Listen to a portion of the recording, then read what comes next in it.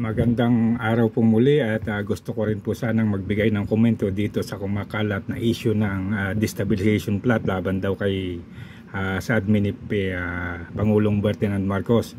At ito po ay walang iba kundi ang dakilang, sabi nga nila ay dakilang chismoso ng bayan, si Antonio Trillanes. Panoodin po natin ito. Kumakalat ngayon sa social media ang balitang may namumuong plano ang ilang aktibo at datiyang opisyal ng PNP para ibagsak ang Marcos Jr. administration, gate ng pambansang pulisya. Wala itong katotohanan. Narito ang balita ni Paul Montibon.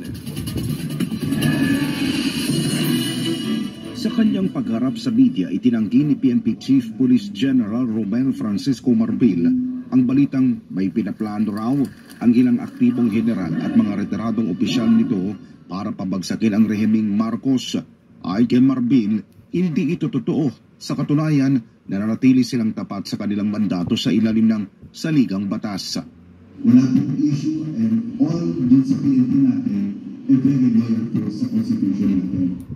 Si dating Senador Antonio Trillanes IV ang nagsabi na may ilang opisyal ng PNP kasama na ang mga retiradong general ang umunoy nire-recruit para sumali sa planong destabilisasyon laban sa Marcos administration. Sabi pa ni Trillanes, marami pa rin kaalyado ang mga Duterte sa loob ng PNP. Ang plano nga umanong destamplat laban kay Marcos Jr. ay paraan anya para pagtakpan ang issue sa ICC o International Criminal Court. Pero paglilinaw ng PNP, wala naman silang namomonitor na anumang pagkilos sa loob ng kanilang hanay para pabagsakin si Pangulong Marcos Jr. Sa isa pang paglilinaw ni PNP Public Information Office Chief Police Colonel Jean Fajardo, sinabi nitong hindi nila alam kung saan galing ang nakuhang impormasyon ng dating senador. Ang intel units naman ng PNP wala ring nasasagap na impormasyon patungkol sa nasabing destabilization plot laban sa gobyerno. So yan po yung naging pahayag naman ng pulisya doon sa chismis na kinakalat ni Antonio Trillanes na may destabilization plot daw laban sa admin ni Bongbong Marcos. At isa pa po ito, panoodin naman po natin ang sinabi naman itong ilang kongresista tungkol sa sinasabi ni Trillanes.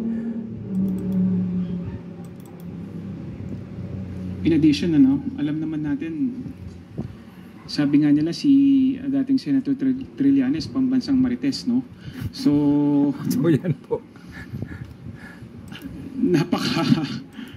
Napaka unfair naman dun sa mga general na sinasabi niya, no? Na nasangkot na naman ang ating military, ang ating PNP. So sana wag na lang nating idinadamay, no? Kasi napaka-importanting sangay ng ating pamahalaan ang AFP at saka ang ating PNP. Sila yung nagpapatupad ng ating ng ating batas, no? Sana wag na lang idamay sa mga marites na ganito, lalong-lalo na kung wala namang ebidensya. At isa pa pong issue, komento tungkol dyan sa sinasabi ni Trillanes, ito namang sinabi ng DILG. Ito po yan.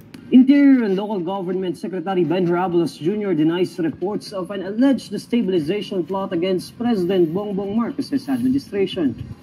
In a radio interview on Wednesday, May 8, Abalos says he was surprised to learn about the alleged destabilization move, adding that the president has the Philippine National Police's solid support.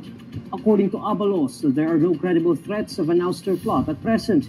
Abalos makes the pronouncement after former Senator Antonio Trillanes IV claimed that there are active senior members of the PNP who have been recruiting other members to take part in the supposed ouster plot against Marcos. According to Trillanes, some of these police personnel have been identified to be reportedly recruiting since 2023. The PNP has denied allegations of an ouster plot against Marcos, saying the police have not intercepted any information related to Trillanes' claims.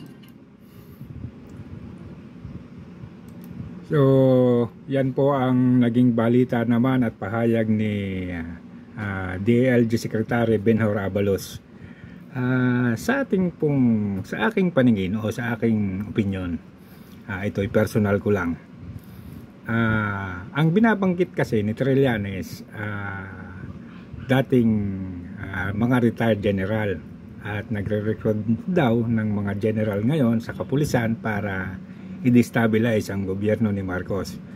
At muli po niyang binanggit yung pagiging kaugnayan ni Duterte sa mga retirado at kasalukuyang opisyal ng kapulisan.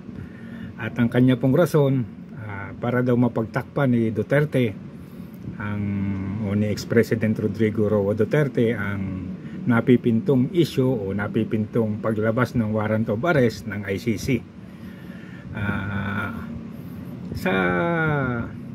Sa lahat po ng mga sinabi ni Trillanes mula nung umpisa, wala po yata akong natatandaan na naging maayos. Yung lahat ng mga paninira niya sa mga Duterte noon na naumpisahan sa ICC na demanda, kay Bicoy, yung tattoo ni Pulong, tapos ngayon ito na naman destabilization plot. Yung mga kasama niya kasi sa gobyerno dati, mga opisyal ng gobyerno at kasalukuyang opisyal ng gobyerno, ang tingin sa kanya ngayon pambansang marites. Parang pinagtatawanan na lang siya. Ang nakikita ko po ay ganito. Si Trillanes, unang rason siguro, gusto niyang makabalik sa usapan ng politika at gusto niya uling i-rebuild yung kanyang nasirang pangalan o kredibilidad. Aminin man niya o hindi, wala naman talagang kredibilidad na. Kasi gusto niya naman ngayon yata na kumandidato bilang mayor sa Caloocan. O kung medyo mag-iingay uli siya sa mainstream media at medyo mapapag-usapan ang kanyang mga sinasabi at meron siyang mapapaniwala, maaari ngang bumalik yung sigla ng kanyang karera sa politika. Ang isa ko pang nakikitang rason dito, mukhang ginagatungan yata ni Trillanes ang kapulisan o ang na mag-aklas o i-destabilize yung gobyerno. Parang yun ang dating Parang lagi siyang may ganitong issue.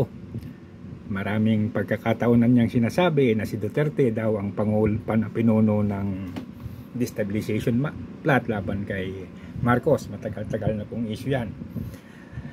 Ang isa pang dahilan, ang nakikita ko rito, mukhang tinatakot lang ni Trillanes yung mga tao na mauwi sa sitwasyon na kung paano pinalayas noon si Ferdinand Marcos Sr. sa palasyo, ay ganun din ang mangyari. Kasi po, mas masakit na yung taong bayan ang magpalayas sa isang presidente sa kanyang upuan sa palasyo. At ito po kay Bongbong Marcos kasi ay may pagkakaiba. Dahil ang issue po ng kanyang tatay noon ay pagnanakaw at yung paglabag sa karapatang pantao. Pero po itong kay Bongbong Marcos, mas matindi ito. Meron ng pagnanakaw o korupsyon, meron ng paglabag sa karapatang pantao, yung pagpigil sa malayang pamamahayag, at itong isa ang pinakamatindi, itong pagkaka-involve niya sa droga na kung tutusin, inaaksyonan talaga ito ng gobyerno at ipinakikita ang kung ano. Kasi hindi talaga pwedeng mamuno ang isang tao na involved sa droga. Una, paano niya lilinisin ang kanyang bansa sa droga kung siya mismo ay involved sa droga? So ito po ang nakikita nating isang dahilan. Maaaring ito ang isang iniiwasan o kinatatakot ni Trillanes kasi alam naman po natin, pag pinalayas siya ng mga tao sa opisina niya, sa kanyang upuan, sa palasyo, damay po lahat ng kanyang alipores na kasama niya na inaakusahan ng korupsyon, aligasyon ng pagnanakaw, at talaga pong magbumukha silang kawawa niyan. O yan po ang nakikita kong rason. Dahil kung hindi po yan ang mga iniisip siguro ni Trillanes, bakit niya kailangang mag-ingay? Bakit dapat niyang ipag-ingay yung sinasabing destabilization plot? Samantalang kung tutuusin dapat yan ay sikreto at nag-iimbestiga muna sila at sinabi muna niya doon sa mga tamang ahensya ng gobyerno para magawa ng investigasyon at mapatunayan. Pero inuna niya po ang pag-iingay at i-broadcast at ipagkalat na si ganito at si ganyan ay involved sa destabilization plot. Hanggang dito na lamang po at maraming salamat. Paki-like and subscribe na lamang po.